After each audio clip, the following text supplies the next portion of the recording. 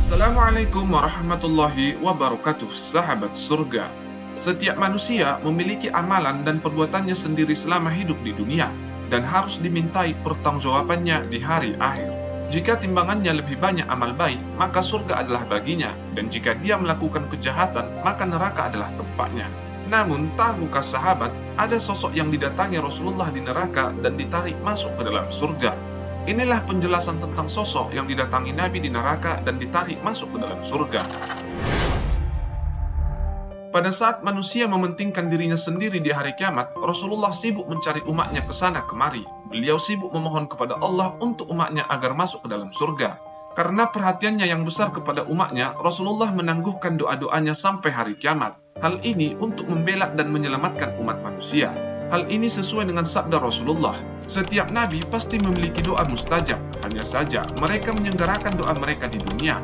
Namun, aku menunda doa itu demi menolong umatku pada hari kiamat. Insya Allah doa itu akan terwujud. Hadis riwayat Bukhari dan Muslim.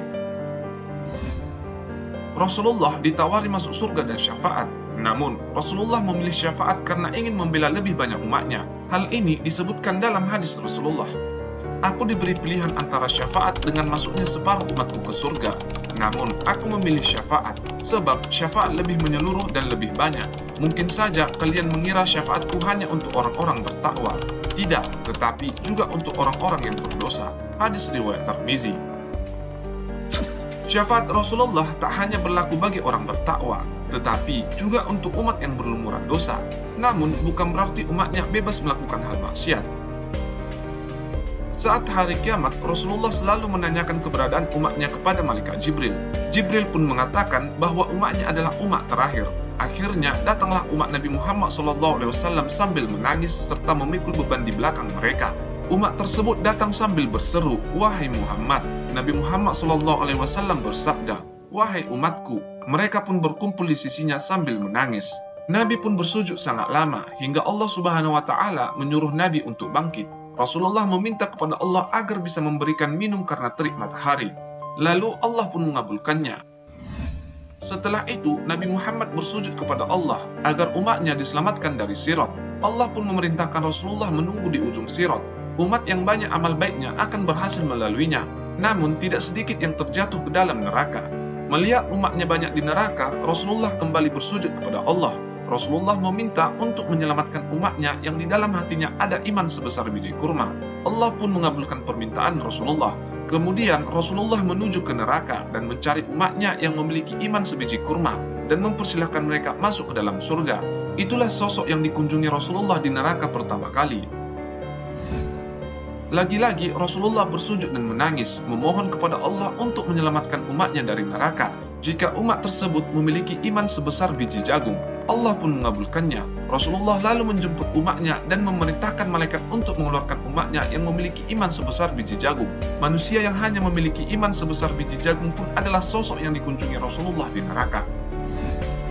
Tidak cukup di situ, Rasulullah kembali memohon ampun untuk umatnya yang memiliki iman sebesar biji sawi. Hal ini sesuai hadis Rasulullah.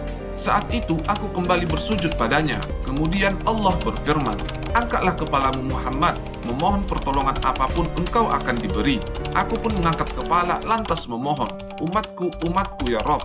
Allah kembali berfirman, "Temuilah umatmu, siapa saja yang engkau temukan di hatinya keimanan walaupun sebesar biji sawi, maka masukkanlah ke dalam surga."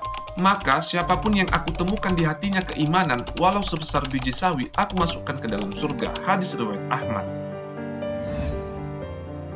Kemudian Rasulullah kembali bersujud kepada Allah dan meminta menyelamatkan umatnya yang tidak punya amal, kecuali hanya mengatakan La ilaha illallah, dan Allah pun mengizinkannya.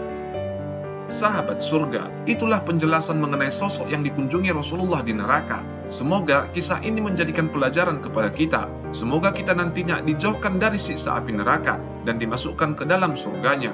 Amin ya rabbal alamin. Allahumma salli ala sayyidina Muhammad. Wallahu a'lam bissawab. Wassalamualaikum warahmatullahi wabarakatuh.